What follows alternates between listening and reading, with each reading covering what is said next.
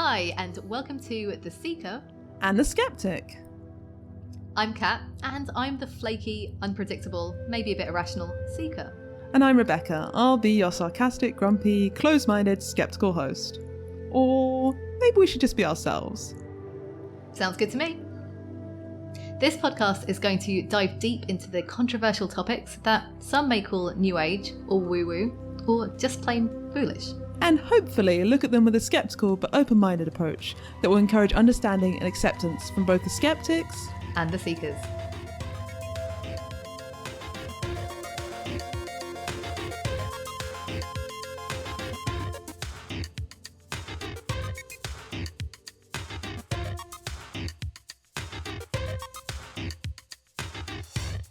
Happy New Year! But will it be a Happy New Year? Well, that's the question we're answering today. What does 2020 have in store for us? How are we going to figure that out? Runes? Tea leaves? Don't be silly. We'll be using astrology, of course. Okay, before Kat unrolls her star map, if you have a question you'd like us to answer, you can contact us via Twitter @SeekerSkeptic or email us at hello@seekerskeptic.com. Before we get into the astrology stuff, I did a little bit of a look around to see what non-astrologers were predicting for 2020. And there's lots of stuff, and it's mainly depressing. So I'm just going to focus on the most depressing aspect, which is there's a lot of people who like to wager on who's going to die in any given year. There's a celebrity death pool run by Doug Stanhope, the comedian. Yeah, anyway, I couldn't find, I'm not sure whether they're not doing it anymore or what's going on there, but the main site I found was called the Death List. They have the Death List 2020. Every year they name 50 celebrities. This isn't the Doug Stanhope one. This is just something else that I found. They boast that in 2017 they got 17 of the celebrities right. Out of how many? 50. All right. But that was their best score. That's like right at the top of their page. Like, hooray for us. So do you want to hear who the top 3 celebrities they think will die in 2020 are? I'll go from 3 upwards. So number 3 is Olivia de Havilland. I don't know who that is. I have no idea who it is. An actress. She's 104 years old though. So whoa! Yeah. She's had a good innings. Also 104 years old at number 2, Kirk Douglas. Oh no! Yeah. I see that happening. And at number 1, and this one's going to really shock and horrify you, Prince Philip, 99. Yeah, I think those are pretty juicy predictions. Juicy is a horrible word to describe people dying. Well, and they take financial bets on these? Yeah, I think so. I don't know exactly how it works. I think this website is just for fun. Right. But there are a lot of people betting on this. Well, that's grim, and I would never take part in that, of course. No, the Seeker and The Skeptic strongly opposes this practice. But we want you to know it's out there. But yeah, so that's completely non-astrological. That's just based on the fact these people are a certain age, not based on their star signs. But obviously astrologers have been trying to predict the future for as long as time. Yeah, and for the most part, when you check out an astrologer's predictions for 2020, let's say on YouTube or something, you're not going to find, I don't think, many people doing things like this person's going to die. Oh really? They don't get that specific? Not at all. I think it's way more to do with this general like archetypal vibe we're going to be getting, but also can get very specific. Part of the reason they don't get very specific with these predictions is because it's going to be different for all of us. So depending on what planets are where in your birth chart, the chart that you had when you were born, these other planetary events that are happening this year will affect you differently. So they're not predicting like general world events? Well, they are. Okay. But like I said, they can't get that specific there because like there are so many factors that are coming into play. Like who are the people involved, and like what's the birth chart of they have that, like birth charts of the states, and for example. Oh really? Would you do a birth chart from when a nation was established, for example, and that would tell you? That's crazy. So it doesn't just work for people. Yeah, I actually know this because Kat very sweetly made me a birth chart when I moved house for my new house. Yeah, and there's one for the podcast which maybe I'll post. Yeah, you definitely should. We're a Scorpio, right? Yeah, I think it's a sexy Scorpio. Well, I'll try to, but it's really hilarious if any astrologers want to have a look at that. Okay, so we're going to kick up with January. So at the time of release, roughly, I think we'll be having the lunar eclipse in Cancer. So the moon will be in Cancer. It's like a full moon, a lunar eclipse. moon will be in Cancer and the sun will be in Capricorn. This is January the 10th. So a few things about eclipses in general. They were pretty feared by the ancients. You know, it was like, you can imagine the sky's Yeah, very it's dark. spooky. What's going on? Yeah. Generally speaking, we just say they're triggers for significant events, which often you won't see the significant thing happen like on the day of the eclipse. It can be like 6 months, really. Well, that's a pretty broad time span. Well, it's because of the way, I guess the way eclipses happen. They kind of happen in these pairs, and they kind of come in these seasons. So this is like one season that we're kind of wrapping up on January, and then we'll have another one in the summer where you'll have like a few eclipses together. Wait a minute, so significant events are going to happen within 6 months of an eclipse that's happening more than once a year? Yeah, there are several eclipses in the year. And a significant event will happen around one of them, with 6 months within each of them. They're almost like, they're omens. They're saying this is, like I said, it was a trigger. So if this thing is going to like get kicked off, and you can track this back if you keep a journal, it's interesting to see like what are some of the things that might have been coming into your life in June, July of 2019. That's actually be a really good thing to do, especially for skeptical listeners who are not sure about this astrology stuff, such as myself. Right. Yeah, because we often don't bother trying to engage with it seriously. Yes, and for me, for example, this isn't like a massive thing, but like at the last eclipse, in the summer of, not the last eclipses, but like the last kind of like season, which was that summer, I booked this retreat that I'm going on during this season of eclipses. Do you know what I mean? Yeah. So it's like that 6 months happens to coincide with that. Yeah. It's interesting. Although it would be good to take to have like a control thing. Sure. Because if you have your diary and you're like looking for significant events that fall in a 6 months window, which is a huge window, yeah, then you'll find something. You're going to find something. Yeah. So one thing to note for anyone who's thinking about doing this, don't set intentions on eclipses. Like that's not what we, you know how. Can I cut my hair? Basically don't do anything. Okay. Because you can't cut, you have to cut your hair on a full moon. If you want to have a thick head of hair. Okay, but don't set your intentions. Yeah, on an just eclipse. so if you're going to be doing your normal like moon intentions, it's better to maybe lay low. Anyway, this is the kind of superstition that's carried around eclipses. I liked that somebody noted the other day, I was listening to, that the time between the solar eclipse and the lunar eclipse is a bit like a limbo state or a bardo state. So we just had a solar eclipse on 26th of December. And this is kind of getting closed with this January 10th one. I've been sick that whole time. So that's definitely been in like a bardo state for me. So some things like some themes that will be, there for most people. The whole idea of like Cancer is a lot to do with like security, comfort, and maybe like self-care. But Capricorn, on the other side of things, is more to do with ambition and kind of facing the hard, cold reality of life. Whoa. So that's like a real, you're always going to get this because all of the signs opposing each other are pretty different. There's something of the opposition, which is getting like amped up in the eclipse time. That is kind of weird about these sort of predictions, though, when it says it could either be this or the exact opposite of this. Well, they're linked, so this wouldn't just be one or the other. It's like, for example, getting comfortable with change, finding comfort in the harsh, cold reality of life, like the fact that we are all going to die. Whoa, heavy for our New Year's podcast. Oh yeah, this is like just standard astrology talk. I don't even feel like that's. But yeah, if you want to talk about heaviness, we can skip ahead 2 days to January 12th, where the Saturn and Pluto conjunction is happening. Oh, Saturn is scary, right? Fucking scary. We learned this in our Saturn return episode. I don't mean I don't necessarily want to be like, this is the end, my friends. Like, but this is what a lot of astrologers have kind of been like waiting for and anticipating, and I guess dreading for many. It was really funny because I'm going to be away. I remember I keep thinking, oh, my mum's going to be upset when she finds out that I'm going to be away during this like big conjunction, and I'm like, oh wait, astrology isn't in her life. That's only in my life. Like, so yeah, it's a big deal. Saturn Pluto aspects.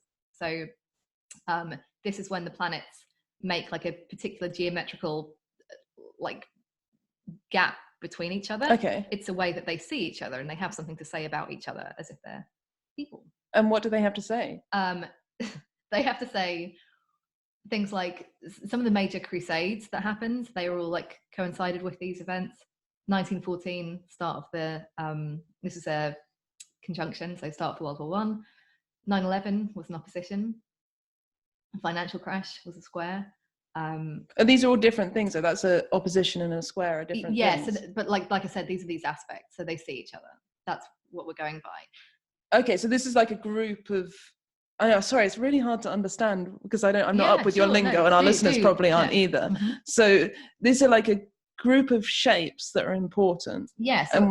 So a square would be 90 degrees apart, because we know that the angles are all 90 degrees. Okay, yeah. An opposition 180 degrees apart. Yeah. So how often do the squares and the oppositions happen? Like how many squares and oppositions are we going to have? Just roughly, obviously, you don't know exactly. So that last square was 2008, and what are we, 2020? So it's like... So like every 20 years you get a square? You'll get the 90 degrees, roughly. And then how often do the oppositions pop up? So double that. Okay. Because I'm just thinking it's quite... So 1981 or 2 or 3, that was like the last opposition. Shit, sorry, like only because I feel bad if any astrologer ever hears this, I'll be like, oh, no, it's okay. No one's expecting you to be an expert. But it just seems to me that we're upping our chances of it happening if this was just random chance. Yeah, for sure. Oh, we for sure are. And this is actually one of my kind of problems with it, because I'm like, well, can we say, technically what should happen is the oppositions are the most extreme events. So what we're getting here is what am I talking about? This is a conjunction. So yeah, an opposition would be like particularly it's like a tug of war. I think the conjunction is just like, it's just intense. It's just cranking up both of the Saturn Pluto vibe. A square would be similar to the opposition, but like less extreme. And then you have other things like trines. So that might be something positive. Which is a triangle, presumably. Yes. Okay. That comes out of it 120 degrees. So the other things that have happened, they aren't all like these scary things. The abolition of slavery, the independence of India, Civil Rights Act, birth control, Occupy Wall Street. These are some of the things that have also coincided with these meetings. Triangles, squares, or oppositions. Yeah, I haven't gone through and made a note of which one. But just generally, so it's things like redrawing the balance of power. It tends not to be like, the thing is, like, these aren't like necessarily sudden. We feel them coming for a while. So Saturn's been in the sign of Capricorn for 3 years. Pluto's been there for, I think, 12 years. So whatever's happening in this particular sign in your life, that corresponds to a house in the system I use, which is like a life area. It's not going to catch you by surprise, because stuff has been moving through this life area that maybe does feel a bit more like strained, like something's going to happen. Maybe there's a sense of like foreboding. Foreboding completely. So this is going to hit you more personally if you have planets in your birth chart at around 22 degrees, give or take 3 degrees either side. If you'd ever like me to look at your birth chart, I would love you to look at my birth chart. I checked, so you don't have any. Oh, thank goodness. So you probably won't be feeling this too much. How about you? Nor do I, but it is at an angle and it's going through a significant house. Ooh. So let's say Saturn contains the world of like the real things, civilization, banking, institutions. And that's kind of coming to like shake hands with Pluto, who is all about transformation. Pluto wants to redraw those boundaries. Pluto deconstructs what's real so that we can hopefully improve upon it. Oh, I'm just realizing that I'm like reading words that I've got from other astrologers. This is not my predictions. I've got a mix of the Astrology Podcast trio, Nightlight Astrology, or Medusa Barbadas, and Rick Levine. So you're sampling from the best astrologers out there. Yeah. Yeah. So we basically see 2020 as like this global turning point. And one thing that I've noticed is that the changes that kind of take place in these times, they stick. Like they actually alter the future in a significant way. Something that happened. So at the time of recording, we've got this beef with Iran and America right now. I don't know too much about it, but like a lot of astrologers are kind of like, well, Saturn and Pluto, there you go. Yeah, it just makes me wonder whether if what the situation with Iran wasn't happening, would they just find some other world event and be like, well, there you go. Well, this is the thing, there are always things going on, but the enormity of things, like this could be the enormous thing. This could be. It could be, yeah. And that would, and we already know. So a lot of this year, it's also going to, the other most significant thing kind of happens at the end of the year, and that's around when the presidential elections happen, right? So I don't know exactly when it's going to happen, but yeah. Well, I just imagine I'm no astrologer. I don't know when elections are going to happen. That's not my business. Right? Yeah. Oh, not American either, so that helps. Okay. Anyway, so January is like probably like definitely a significant month, and yeah, it's going to be interesting to see how that conjunction. So what would be really surprising for astrologers to happen in January? Like just nothing bad happens in all of January. That would surprise I guess them. Literally nothing. Literally nothing bad happens. All the news is good news. Just the news stations just start to shut down because there's literally no news. Well, this is the thing. We know something's going to happen. I think it's the particular flavor of that thing. So for this, it's, and when you talk about institutions, it's like, well, that's so many things. That could be the church, like there are so many banks, things. And that is what is being said. Social media companies. I think, this kind of mundane astrology is much easier to do in hindsight. Yeah. That's why I'm like, I'm not making specific predictions. I'm just, this is what people are saying. February, you've got your Mercury retrograde. I'm not actually going to go into the Mercury retrogrades, but just so listeners know, because this is something that people might have heard of. Yeah, I've heard people talking about Mercury retrograde. Yeah. And mainly you, to be fair. And it's just funny because like, they're not the most significant thing that happens, but it's the thing that like most people outside of the astrology geekery world have heard about. So things like technological issues, having to redo things from the past coming up again. And would this be, are we talking individually or worldwide or both? Both. Yeah, okay. Sorry, yeah, both. So so if Facebook goes down in February, yeah, for example. Sure. I mean, that would be like a really big deal retrograde thing to happen, because normally I just don't think that they're like huge. Again, it depends what's happening in your own chart. I'm kind of interested to get, I mean, I know this is not what you're interested in doing, but it's kind of cool to get more specific, because then we have something that we can actually see whether it happens or not. You won't be getting that. Okay. Yeah, no, I know, but I think that's kind of important thing just to see, like, that's not what, and I don't think that's what good astrologers do anyway. Anyway, maybe they could if they looked at your chart.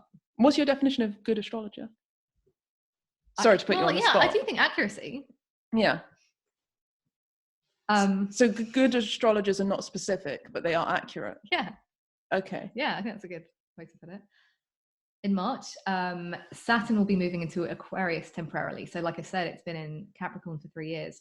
Okay, wait a minute. Let me try, just based on my limited astrological understanding from what you've told me. Saturn is bad. Aquarius is about hippies.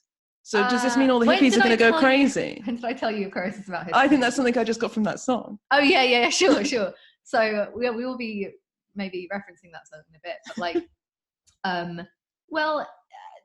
Aquarius, like the symbol is like a water bearer. He was a human, I believe, who served water to the gods. So he's kind of like, he doesn't fit in with the humans because he's like, oh, he's hanging out with the gods. And he doesn't fit in with the gods because he's just a human. Oh, so there's this kind of sense of like being on the outside of things. And you could say the hippies are kind of like on the outside of society. There you go. Sure, fine. It's fine. The hippies are going crazy, just as I said. Yeah. And this is just temporary. I think it's only there for a few months, anyway, short period of time. But what's interesting is that if it was in a kind of prominent area of your life, a house, this move to another sign will give you some kind of relief or a taste of what the next 3 years will be like from 2021 onwards. And this is in March, but it's going to be for like 3 or so months. Yeah. Okay. Yeah, and then it'll move back into Capricorn. So this is what I mean by the retrogrades. Like, it just looks as if the planets move backwards from our perspective. They don't. I'm really starting to understand actually how this works, like how this could be fun and useful as a tool for self-reflection, because even if you're not convinced that because that planet is there, we're going to be having these experiences, like to sit down in March and say, well, I'm going to journal about my past and how it's affecting my future. Yeah. And what like radical change do I want to create? What am I willing to like stand up for that might be on the outside of, might not be accepted by the people around me? Yeah, this is it. Like, these are really interesting themes to play with in your own life because they are true. They are archetypal. So this might be more of a focus on the future. Kind of more about breaking free of limiting circumstances and traditions of the past. So one thing that is happening that you could say is, well, two things. One thing is, like, I think there are some US election things happening. I mean, there's going to be all year, isn't there? Yeah, I guess so. Damn it. Fine, I haven't convinced her. The Half-Life virtual reality game apparently is going live during that time. During those 3 months, there's a video game going live. It's a big, I think it's like quite a big one. I have heard of it, and I'm not a gamer, so exactly. It must be a kind of big deal. The whole idea of like virtual reality, like, that's definitely an Aquarian theme. So because it's on the outside of real reality, because it's like, it's radical. It's like pushing boundaries, and yeah, that's a really nice way of putting it. You'd be a good astrologer. Damn. So yeah, it's this idea of kind of pushing those ideals, and maybe getting ostracized for it. So do you want to take a little break from astrology and talk about what normal people talk about? Well, I'm not sure if this is normal people, but there are some people who are not astrologers who are trying to predict things, not just the death guys. I was just poodling around thinking, we're doing a show about predictions. Who's predicting? What is prediction? You know, what is this whole thing about? And I came across this book called Super Forecasting by Philip Tetlock and Dan Gardner, which is, I mean, it's a very well-respected book. They wrote, I don't know whether it was both of them or whether it's just Philip Tetlock, but they wrote a previous book, which was kind of a bit, what's the word, like defeatist, like predictions never work, this is all pointless, it's a nightmare. But this book, Super Forecasting, is about, okay, if you're going to predict things, this is the way to do it and actually be good at it.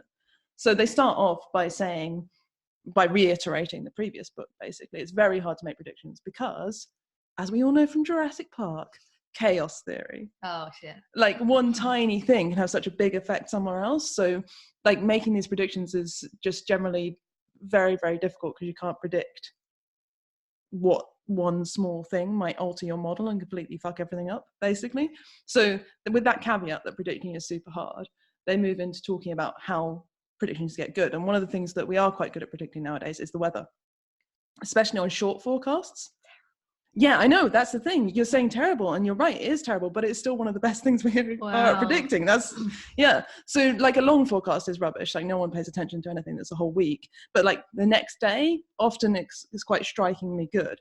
And the reason why weather forecasts have got better over the years is because they're specific.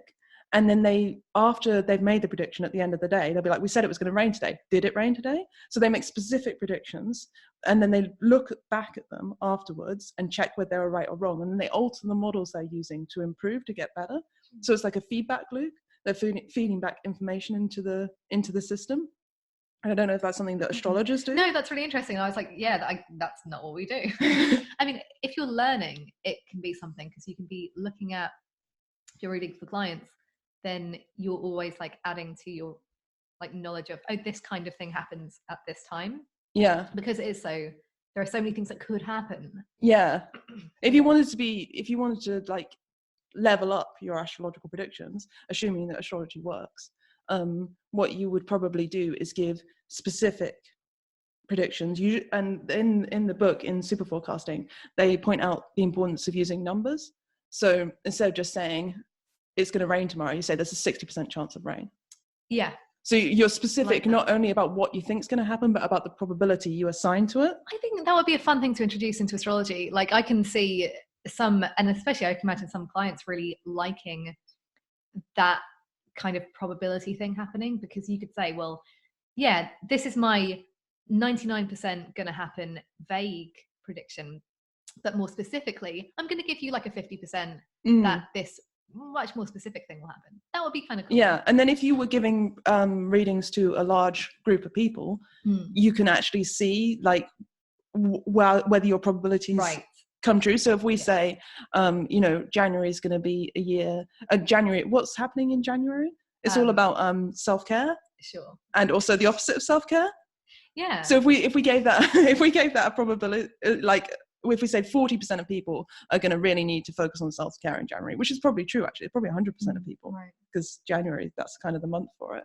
And then at the end of the month, you've got everyone to come back to you and report their experiences of January. Yeah. You'd be able to see how far you were off, whether you're off, and then you can make alterations to the models you're using. Sure. With astrology, you can't make alterations to the models because they're literally up there in the sky. No, but the alterations that you can make would be like, I'm going to talk more specifically about these types of events. You definitely could kind of gather that kind of data. And then the other big focus of this book is on being aware of base rates of stuff happening. So if you say, for example, I predict that there's going to be, an earthquake. Right. That's very vague. Yeah. But if you say, I predict there's going to be an earthquake in a certain place, you can actually look and see how often the earthquakes occur, how many, like I was asking you about how many extreme events occur, or how many video significant events. Yeah, exactly. Yeah. So being aware of the base rate makes you more aware of how accurate your prediction is, because it's not that impressive to say, I think a video game is going to be released in February, but maybe it would be much more impressive if you say, I think this certain type of video game is being released by these people. Like, that's what super forecasters do. Yeah. They first look at the base rate of how often things occur generally, then they feed in data specific to the question they're looking at. It's such a shame that it's not more interesting, because otherwise I would totally do it. It's like that level of maths. Yeah, it is all maths. I mean, yeah, which is not my strong suit either, as you can probably tell. But I mean, astrology is a lot of maths too, isn't it? You're just talking about angles and stuff. Yeah, that's like maths, that's numbers. Okay, so we're ready to pick up on... Yeah, where are we? April. So this is our birth month. We'll be having our solar returns. More importantly, Jupiter and Pluto are going to make a conjunction. This is kind of like happening for like most of the year. Jupiter's going to retrograde. And anyway, the important thing is to note that the last time Jupiter was in Capricorn with Pluto was 2008, the big financial crash. So this is a lot to do with money, what we're doing with money and power, anything extreme, because Jupiter is the kind of extremes of things. It's just going to make things more extreme, and Pluto does have associations with money. So we're looking for extreme, like my mum always gives me £100 for my birthday, so even though I'm a grown adult. Yeah, so that would be a good one. Okay, so maybe she just gives you either nothing or a shit ton. Oh, I would be impressed. That would be cool. Okay, that's actually a prediction. I've got a prediction for Rebecca. And yeah, Jupiter tends to make like blow things up. Also has a lot to do with the justice system, more of those institutions, particularly with education and religion. Maybe the death of teachers. Oh. Pluto is like, well, transformation is death. Okay. Yeah, or it can. Okay, so what are we looking for? We're looking for extreme things happening with money, either good or bad. Yeah. Anything happening with an institution. Like something to do with power, like maybe a redressing of power. Okay, so institutional power. Yeah. Any kind of specifically education or religion. Okay. Like and death. Anyone dying in that month. Yeah, or like maybe the dark side of authority figures.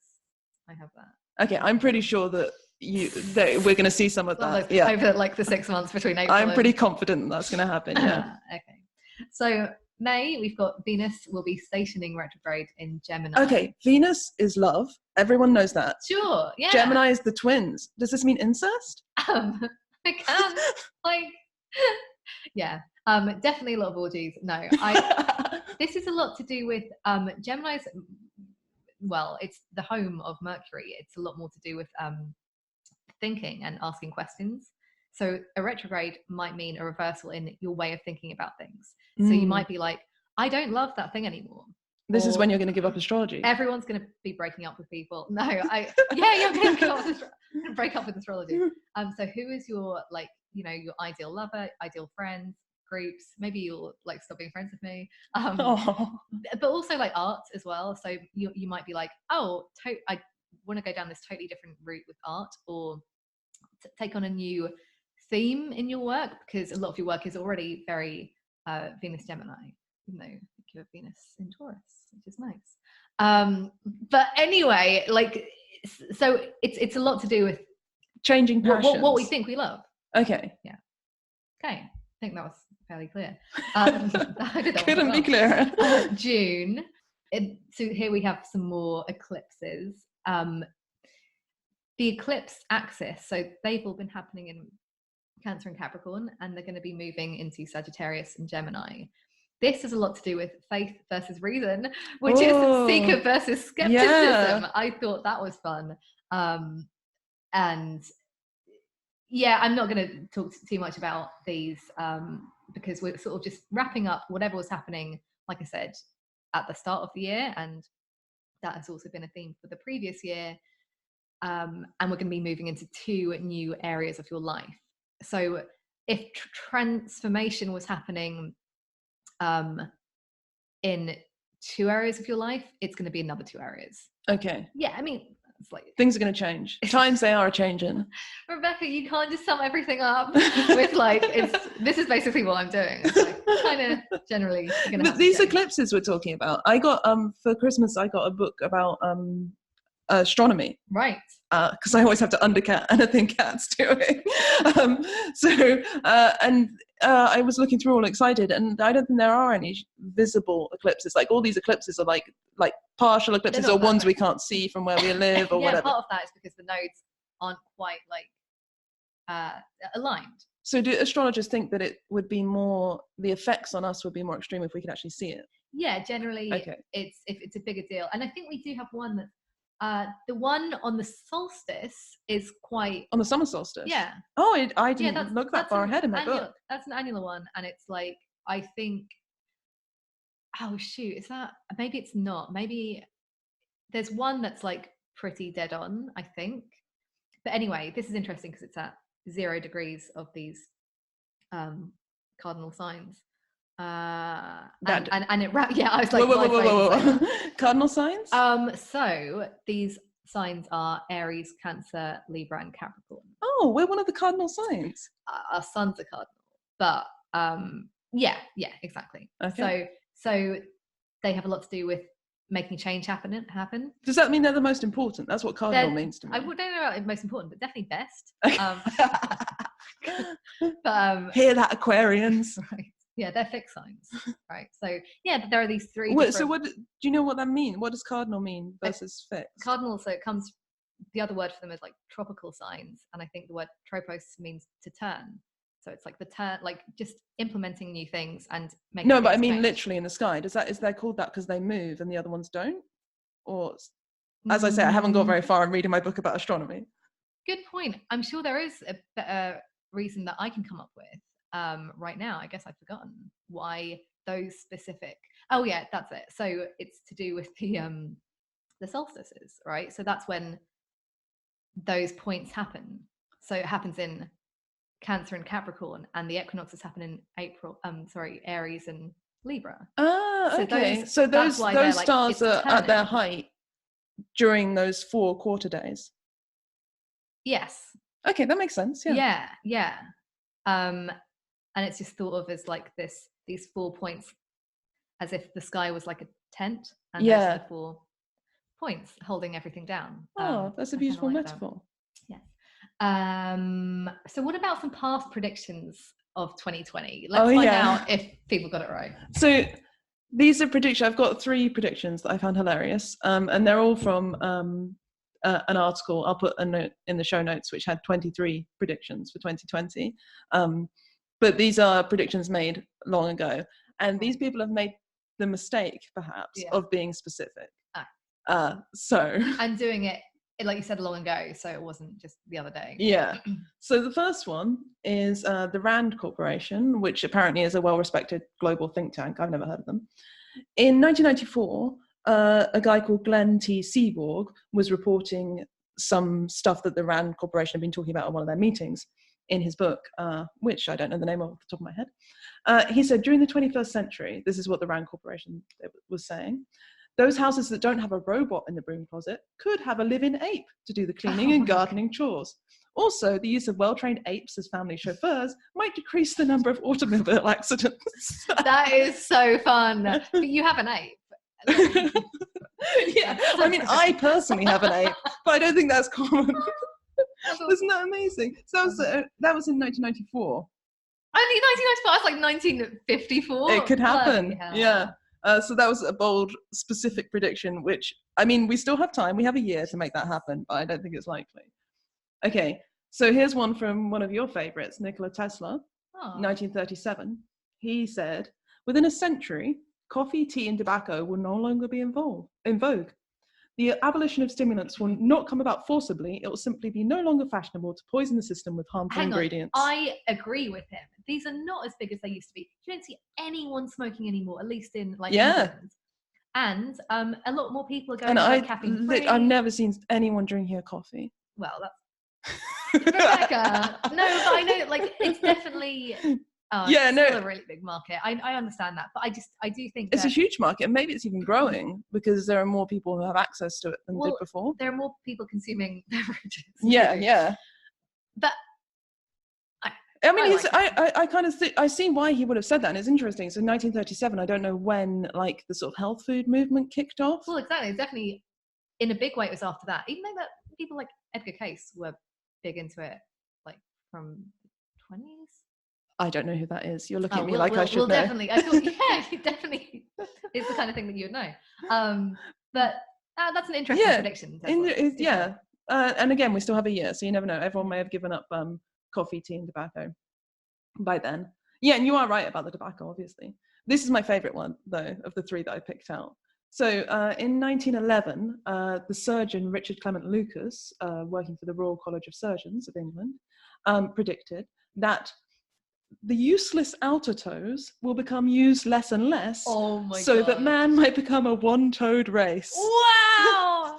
Isn't that amazing? That's so weird. People was really excited about evolution. Yeah, exactly. And how I think everyone was getting, and I've done this myself, I've thought about, what will humans evolve to be like? What's the next step? What will we?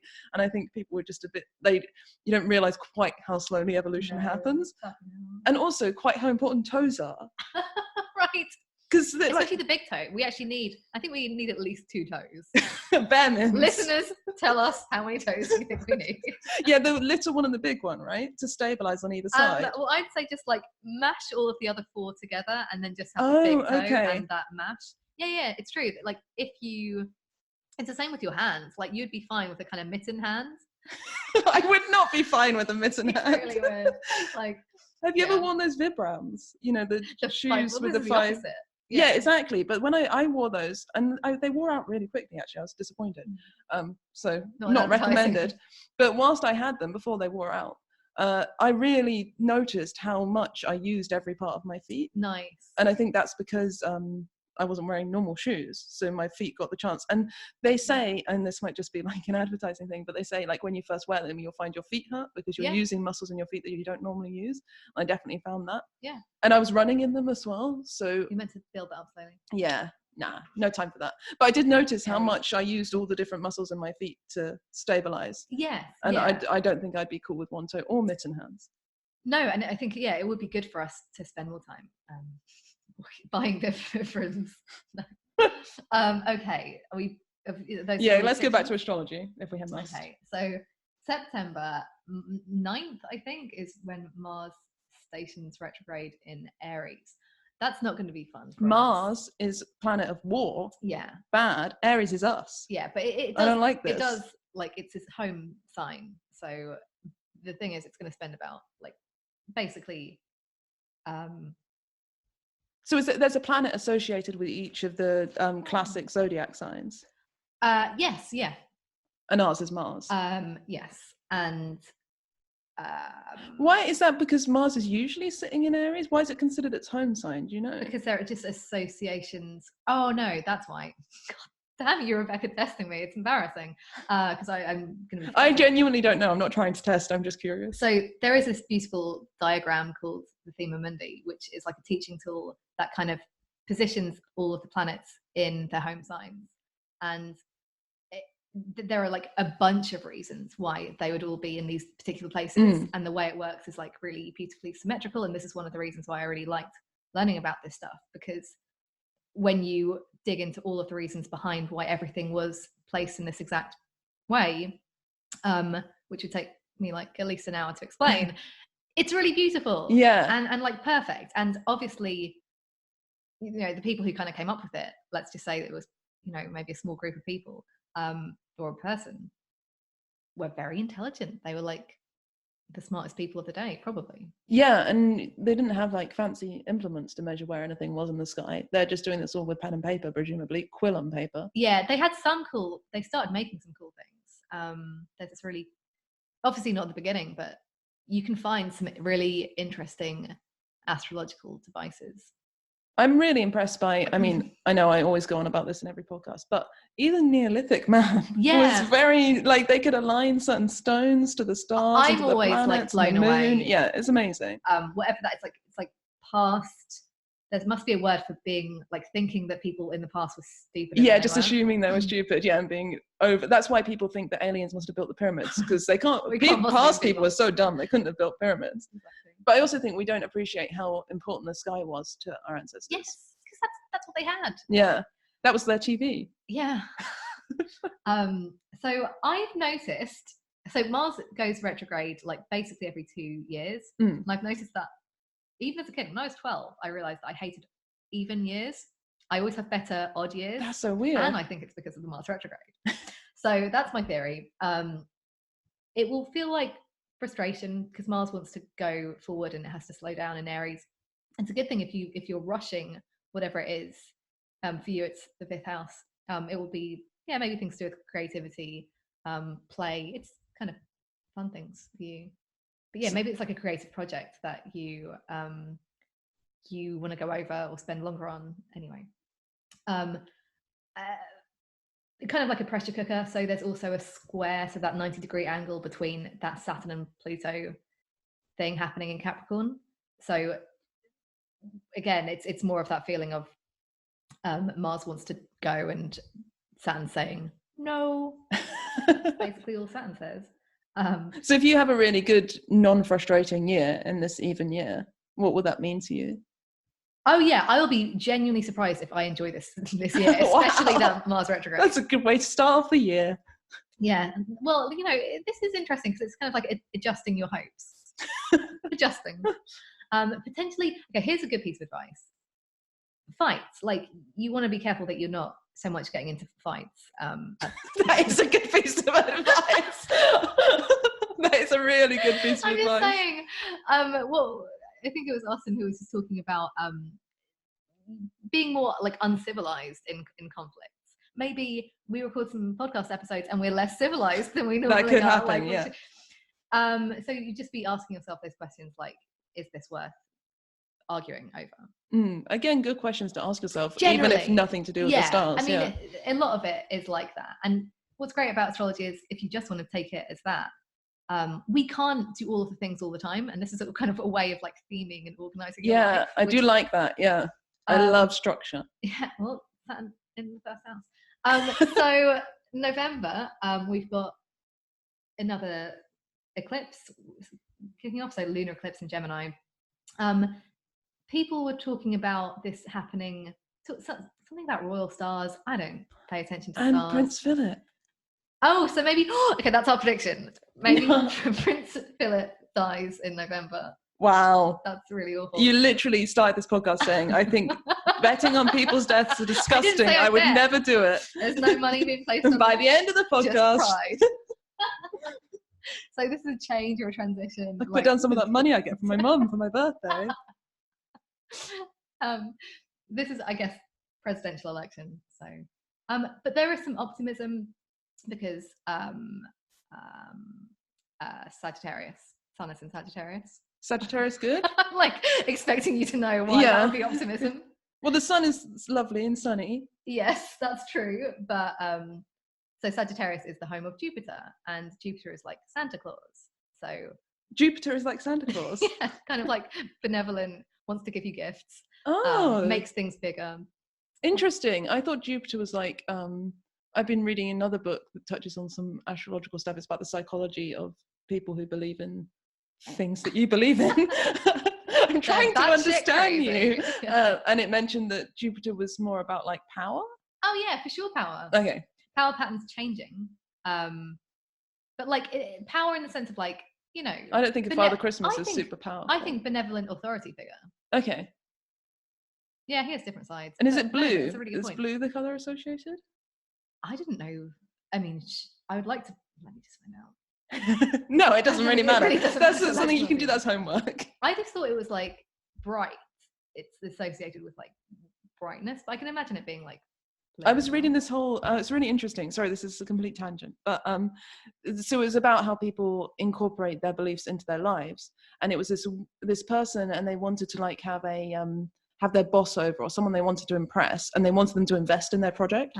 So they like burnt special incense, and they put all blue like candles and table like napkins and stuff, and invited him over to like use the power of the planets. And they invited him over on a day that was maybe probably a special day of the week. So it was really interesting because I've always thought of astrology as something very like, it's all words. No. But hearing people describe how they bring it into their lives, I was like, whoa, this is a lot bigger than I thought it was. Yeah. It would be interesting to talk about astrological magic one day. I don't know about this stuff, but people definitely like use the planets in that way. So December, wrapping up the year on the solstice with the Jupiter and Saturn conjunction. Or I think they've also moved into Aquarius. So this is happening over a few days. Jupiter, Saturn, so power, and Saturn, bad things. Constriction. But like, again, this is Saturn sign, so it's Jupiter is in Saturn's territory. But like we discussed, Aquarius is that more radical, more about humanity. So the big thing to say about this is that this is actually the start of the next like roughly 200 years. Because this is a cycle when Jupiter and Saturn have, for the last couple hundred years, have only been meeting in Earth signs.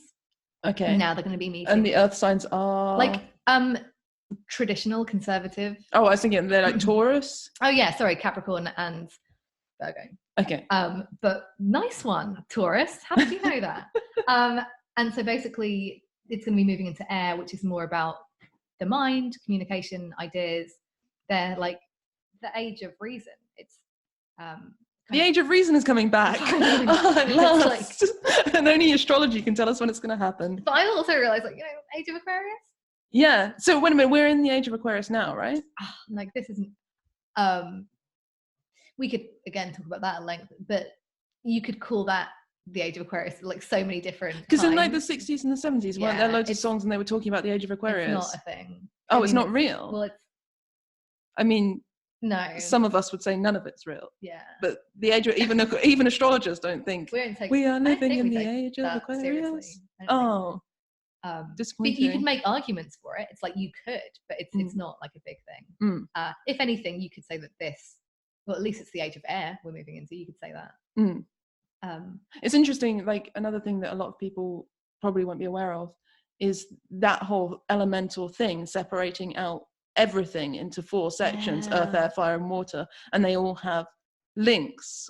So air, like you're saying, that's all about intellect and stuff, spiritual stuff. Earth is about would you say that's more like conservatism? Yeah, and like the home and sort of keeping everything. And these are also linked to the points of the compass. Yeah. And then fire is south, and that's, I would think of that as being like will. Yeah, creativity. Like changing the world, doing stuff. Yeah. And then water's about emotion. Yeah, sure. Which would be the west. And the west?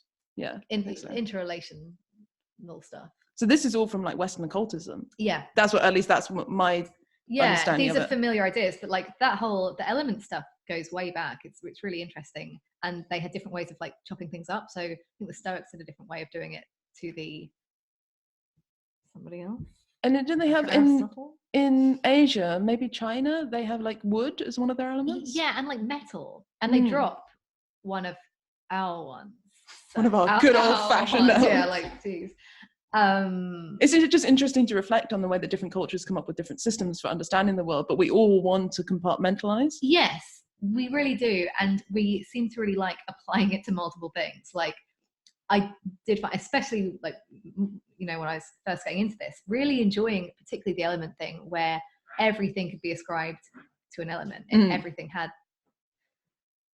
fell into that category, and you can kind of see where those early people were coming from. And lots of those the early people patronizing the stupid early people who couldn't even build the pyramids.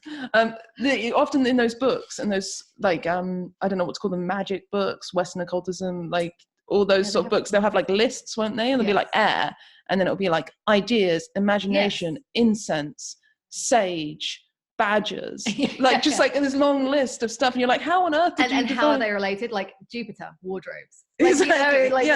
You're just supposed to learn this list. Yeah, but the funny thing is, once you get into sort of a community that believes in these things, everyone knows the same list, and it all starts making sense somehow, and you can't imagine not knowing. And that's why like I find it hard already to even explain the things, because it's like, well, of course that's what, you know what I mean. Yeah, so you literally learn a way of interpreting the world that I don't know. Yes, but thankfully I get to share it with you. so this is like newness, Jupiter, versus like oldness. Maybe a restoration of, and also that spiritual vibe of Jupiter. So it might be a restoration of a kind of like moral wholeness, but giving it kind of structure and form and commitment. So Saturn, it's old order dying, a new one being born. Or the old and new conjoining, because I guess they are conjoining. New president or an old president. Or new year. This is December.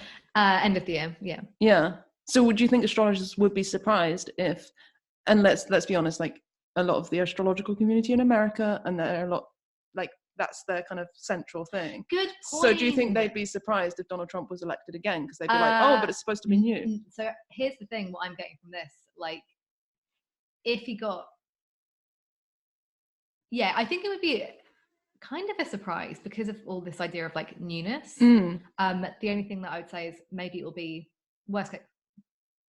A scenario is that he got re-elected, but maybe people will say, yeah, but it'll be different this time. Okay. Or something else changes. This is a really interesting thing that a lot of people who make predictions do, not just astrologers, where like whatever happens, you can sort of manipulate it, like interpret it so that your prediction was right. Yeah, that's exactly why skeptics always say be specific. Yeah, for sure. I really understand that as well. And again, I feel like I'm too new to this to defend it like I should be able to.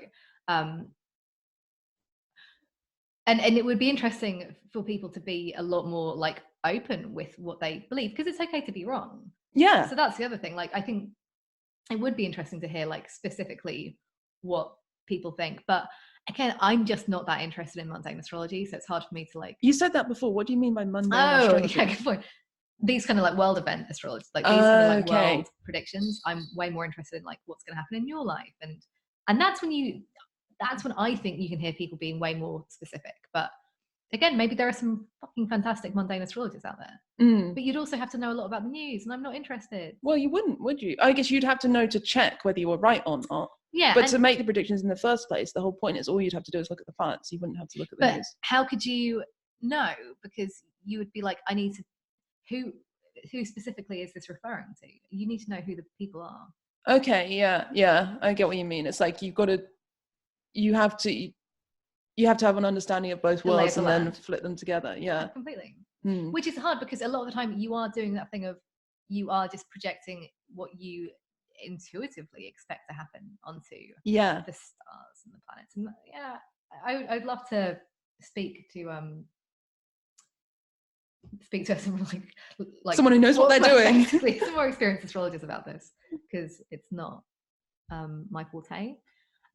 Rebecca, what do you think is going to happen? I'm so glad I'm asking the oracle. So I've learned a lot of lessons from this little trip through the year in astrology. And this is what I've come up with, and please don't be offended. You need to be vague, because they have to be interpreted in many ways, and lots of things are going to happen in the year. So vague, that's my first one. They have to be things that happen frequently enough that it has a good chance of occurring, but rarely enough so it seems impressive. Yeah. Okay. And my third thing is it's really good if it's kind of ephemeral and non-falsifiable. So if it's like, oh, this is going to be the time where there's going to be a lot of changes in power structure. It's like, it's nice and vague. Best, I don't think you actually did any of these, but more like, oh, we're all going to be like more conscious. That's delightfully ephemeral or vague. Well, okay, whatever, but that would be a good prediction that's likely to come true. So using those criteria, this is what I came up with. In 2020, when nature rebels, destruction befalls the South.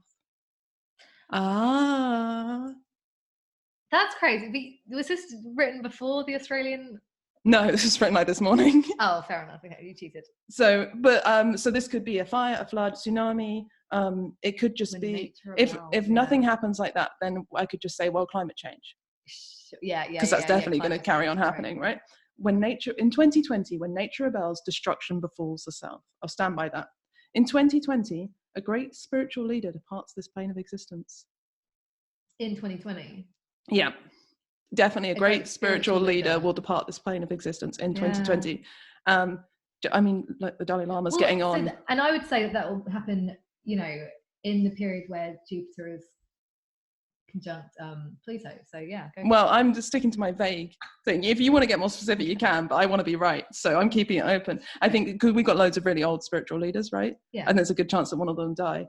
And if at the end of the year, none of the ones that I've heard of have died, I'll just do a Google search and find one that has, because there's a lot of spiritual leaders in the world and everyone thinks they're great. So my third and last prediction for this year, in 2020, humanity will face and befriend our inner demons, or we will tear ourselves apart. That's like actually what's going to happen. You've nailed it. Maybe I'm just a savant. Well, but I think maybe I'm not a savant. And I just made these things up. Yeah, I think you could say these about literally any year. That's the beauty of them, and that's why I chose them. Yeah. And I particularly like this last one because it's like I can't remember the term for it, but when you have the two opposites, it's like either something really good will happen or the exact opposite. Yeah, it's so hard, and and because this in astrology there is a reason for that. It's the lunar eclipses. They happen as an opposition. Okay. So like you are always going to say things like that. But you can see how that would be super unconvincing to someone who's not already believing. I can. It's frustrating. Yeah. Just feel sorry for everyone who doesn't have astrology in their life. So anyway, it'll be interesting to reflect on this episode this time next year. Happy New Year. Happy New Year. Well, we hope you enjoyed this episode. Let us know with a tweet or an email. We'd really love to hear about your experiences. Yes, please tell us what we got wrong. You can email us at hello@seekerandskeptic.com and follow us on Twitter and Instagram @seekerskeptic. You'll find the show notes for this and every episode at seekerandskeptic.com. And if you're interested, you can find my skeptically themed comics at rebeccaonpaper.com or follow me on Twitter @RebeccaOnPaper. And I'm at yoga_astrology on Twitter. And you can find me exploring the intersection of yoga and astrology at yogaandastrology.com. If you liked what you heard and fancy supporting the show and spreading the word, we'd really appreciate a rating and review in the Apple Podcast Store or wherever you're listening. Or just tell somebody you know about the show. Thanks for listening.